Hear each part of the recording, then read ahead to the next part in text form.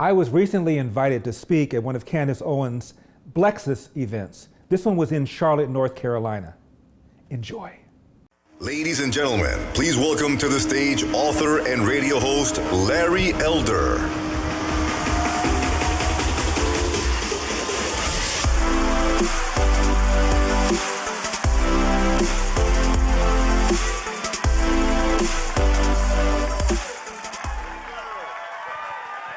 Thank you so much. Wow. Didn't expect that. My goodness.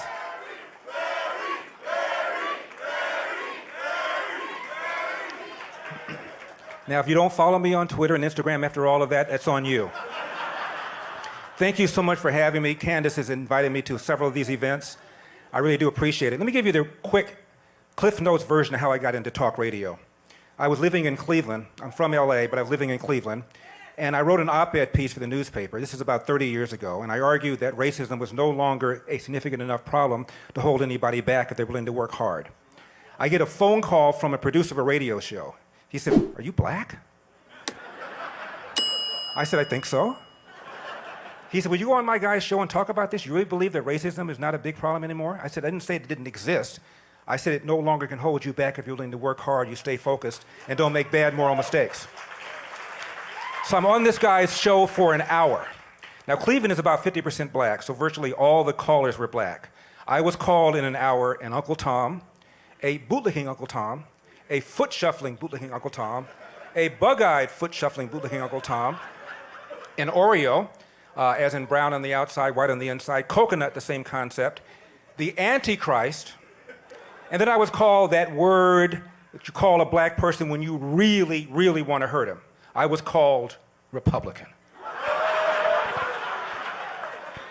A man can only take so much. But you know what I wasn't called? I wasn't called wrong. I said the number one problem in this country in general, and the black community in particular, is the fact that 70% of black kids are now born into this world without a father in the home. 70%. And forget about Larry Elder. Obama once said, a kid raised without a father is 5 times more likely to be poor, 9 times more likely to drop out of school, 20 times more likely to end up in jail. It is far and away the number one problem facing this country. Now, what's happened? People like Walter Williams, the extraordinary economist, says in 1940, only 12% of black kids were born outside of wedlock. There's some census data that suggests 1900, 1890, a black child was slightly more likely to be born to mother and father married than a white kid. Then comes the war on poverty. 1965, Lyndon Johnson argued that black people need to have assistance. Sent out a bunch of social workers literally knocking on doors, apprising women of the availability of money, providing there was no man in the house. We've gone from 25% black kids born outside of wedlock in 1965 to 70% now. What the welfare state has done is incentivized women to marry the government and allowed men to abandon their financial and moral responsibility. And that's not racism. We need to do something about that. Was I wrong when I talked about the importance of choice in school? I went to a school called Crenshaw High. You guys know that school. If you saw the movie Boys in the Hood, that was my school. Front page article, LA Times a few years ago, 3% of kids at my former high school can do math at grade level. Not a typo, 3%. And that's up from 2% the year before.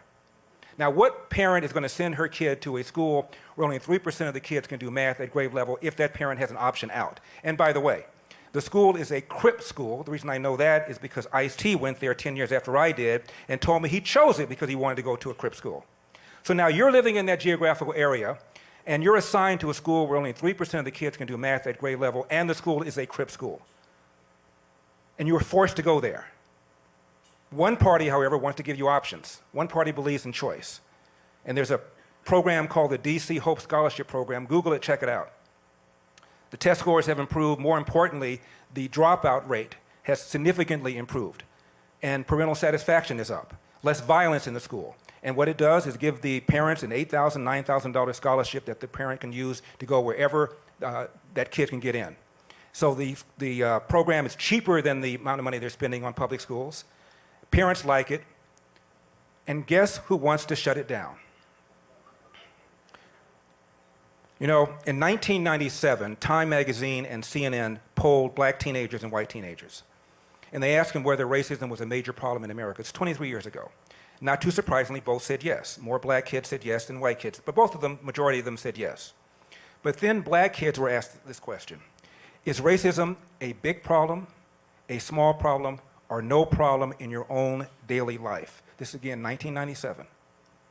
90% said no problem or small problem in my own daily life.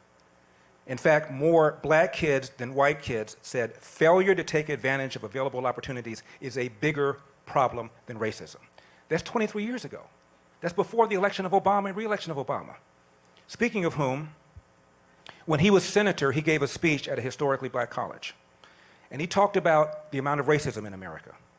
And he said the Moses generation, referring to the generation of MLK, has gotten us 90% of the way there. We have, his generation, he called it the Joshua generation, have an additional 10% to go. I thought that was a pretty fair reflection of how much racism there was. 10% to go. This is before he became president. Now fast forward, racism, institutional racism, systemic racism, structural racism, use your favorite term. How do we go from 90% of the way there to racism now is pernicious, which is what Eric Holder said? What happened? What happened is they are trying to make you think like victims, so you pull that lever 95% for one particular party. Hard work wins. Candace gave me 15 minutes, so I don't want to go over. Quick story about my father. My father and I sat down when I was 25 years old and had a long talk. The talk I thought was going to last 5 or 10 minutes. We ended up talking for 8 hours. My father and I did not have any meaningful conversation from the time I was 15 years old to 25. I had to work for him. I didn't like working for him. He yelled, he screamed, he was moody, he was grouchy. We really had a real problem. And when I was 15 years old, I walked out of the restaurant, and my dad and I did not have a meaningful conversation for 10 years. Lived in the same house. Well, he didn't abandon the family. I just ignored his butt. And now I can't sleep. I'm having difficulty sleeping, and I know it has something to do with my father.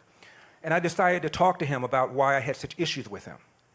So my dad and I sat down, and I said, now, Larry, don't tee off on the man. Don't tell him about all the spankings he gave you, all the things he said. You don't do everything. So I sat down and teed off on him. You guys know how I can go. So for 10 minutes, I told him everything he'd ever done, every whipping, every spanking, everything he'd ever said to me. And after 20 minutes, I was out of ammo. And my dad looked at me and he said, is that it? You didn't speak to me for 10 years because of that? And I said, yeah. He said, let me tell you about my father. This is the first time we ever had this conversation. I knew my dad was an only child, and I knew his father wasn't around because I met his mother once, and we never got any presents from anybody on his family side, so I knew my dad didn't have much of a family, but I didn't care. I didn't like him anyway. He said, your last name? Yeah. Elder? That's not my father's name. What's your father's name? I don't know, never met him. Who's Elder? Well, he was one of my mother's boyfriends. She had a bunch of boyfriends, each one more irresponsible than the other one. Elder was an alcoholic. And when he did work, he would bring the money home to his mom, to my mother. And then when he'd wanted on Wednesday, she wouldn't give it to him. He'd beat the crap out of her. If I stopped him, he beat the crap out of me. My dad said, could neither read nor write. I was born in the back of the house. I don't even know my birth date. I know the year, I don't know the date. My dad comes home at the age of 13, starts quarreling with his mom's then boyfriend. She sides with the boyfriend, throws my father out of the house, never to return. You're talking about a black boy born in 1915, Jim Crow South at the beginning of the Great Depression. Literally thrown out of the house at 13 years old, dropped out of school at 8th grade. I defy you to find somebody who had a hand dealt like that. I said, Dad, what did you do? For the next 7 or 8 hours, we're talking about his life. And he said, I went down the street, and I walked down the road, it wasn't a street, and I took anything I could get. Ultimately, my father became a Pullman porter on the trains. They were the largest private employer of blacks in those days. And so this little black boy was able to travel all around the world, the country, and he came to California once, and it was sunny. People seemed less racist. My dad said, maybe I'll move to California sometime. Pearl Harbor, my dad joined the Marines. I said, Dad, why the Marines? He said, 2 reasons. You know I'm going to say. 2 reasons. What are they? 2 reasons. They go where the action is, and I love those uniforms. My dad was stationed on the island of Guam. He was staff sergeant. He was cook. My dad can look at a cake and tell you what's in it. So he goes back to Chattanooga, Tennessee, where he met and married my mom, to get him a job as a short order cook, and he's told, we don't hire niggers. My dad said, I cook for the mill, we don't hire niggers. He went to an unemployment office. Lady says, you went through the wrong door. My dad goes outside, sees colored only, goes to that door to the very same lady who sent him out. My dad went back to my mom and said, this is BS, I'm going to California, get me a job as a short order cook. Comes out to California, he walks around, I'm sorry, you have no references. My dad said, I cook, you have no references. My dad said, I'll cook for you for free for 2 weeks. Just write me a reference if you think I've done a good job. Wouldn't even do that. He goes to unemployment office, this time just one door. And he says, what time do you open? She says, 8. What time do you close? 5. I'll be here at 8. I'll stay here until you find something. My dad sat in a chair for a day and a half. She calls him up. She said, I got something. I don't think you'll want it. My dad said, I'm sure I'm going to want it. What is it? She says, it's cooking, it's cleaning toilets and Nabisco brand bread. My dad took that job for 10 years cleaning toilets, took a second job with another bread company called Barbara Ann Bread cleaning toilets, cooked for a family on the weekend to get additional money, and went to night school 2 or 3 nights a week to get his GED. The man never slept, which is why he was grouchy all the time. 15 minutes here, half hour here, hour of sleep here, and then you come home to a house with 3 rambunctious boys. What kind of mood are you going to be in? So my dad got bigger and bigger and bigger during this 8-hour conversation, and Larry got smaller and smaller and smaller. At the end, I'm crying. And I said, Dad, please forgive me for judging you so harshly. He said, there's nothing to forgive you didn't know, but follow the advice I've always given you and your brothers. Hard work wins.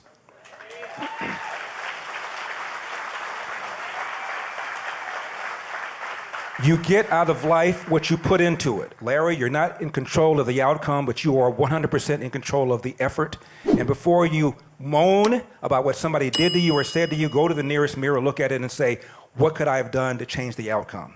And finally, no matter how good you are, how hard you work, sooner or later, bad things are going to happen. How you address those bad things will tell your mother and me if we raised a man. Final story about my mother. My mother was raised on a farm, Huntsville, Alabama. So my mother was almost like royalty compared to my dad. I asked her, what was it like during the Great Depression? She said, what Great Depression? We grew our own stuff. We sold our surplus to people. It went right by us. Night and day, her life compared to my dad.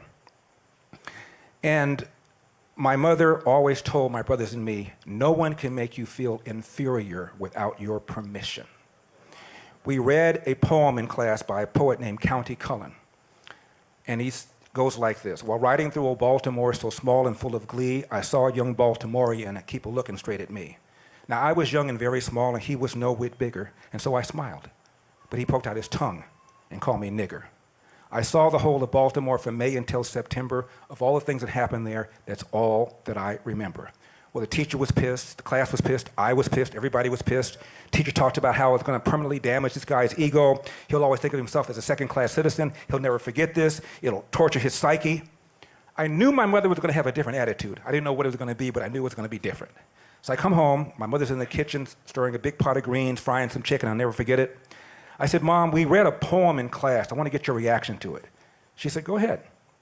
I said, it goes like this. While riding through old Baltimore, so small and full of glee, I saw a young Baltimorean keep a looking straight at me. Now, I was young and very small, and he was no whit bigger, and so I smiled. But he poked out his tongue and called me nigger. I saw the whole of Baltimore from May until September. Of all the things that happened there, that's all that I remember. My mom took the spoon out of the pot, hit it on the side, turned to me, and she said, Larry, what a darn shame he let something like that spoil his vacation. How many wings do you want? Thank you so much for having me. May God bless you. May God continue to bless the United States of America. I love you. I love you so much.